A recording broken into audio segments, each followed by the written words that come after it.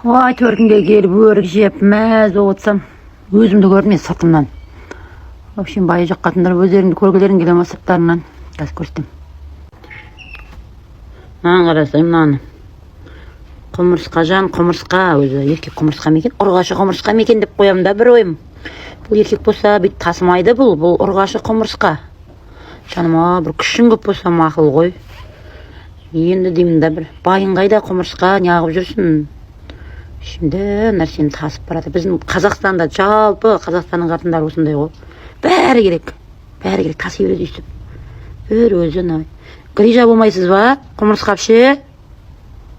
Бір қасыңызда бір не жоқ па? Бір арқа сүйер адамыңыз или үшім үйіңіз қаяқта апарып тастайын сізді. Жаным ашып кетті ғой. Жаным оны өзімді сыртымнан көрдім ғой мен.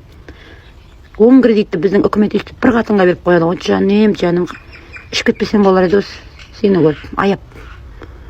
Бұл деген әшеймен де бұның үйі қақтықты өзі. Қасында подружкаларында жоқ екен, өтірік болса да бір өт жамандап. Әйтеуір барғаннан кейін бөлсем деп үйіңе жеткенде ұрсып қалатын. Қалай саған мотивация берем, мен сенен мотивация алып отырмын ғой, жаным. Негізі бар ғой, қыздар, мен мақтағаным емес та. Ана байы бар қатындар ше. Сенде байы жоқ қатыннан байларыңды қызғанатындар ше. Қызғанбай ақ қойыңдар. Байы жоқ қатындардың тіршілігі осы ғой міне.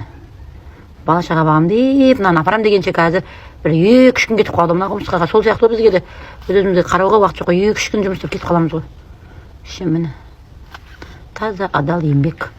Құмырсқа бірақ бақыттысың ғой, налог төлемейсің, кредит төлемейсің. Үстіп бір 3 күн мыршып кетпейсің, әйтеуір апарып тастасаң үйіңе. Болды шығар жаным, ана. Қайға кетіп қалдыңыз? Айфон. Түрімді көресіз.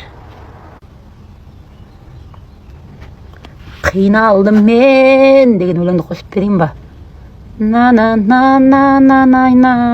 Батыр құмырсқа екен. Біздің әр қазақтың қатындар осындай батыр ғой. Мынау Түркістанның күніне пісесің ғой енді.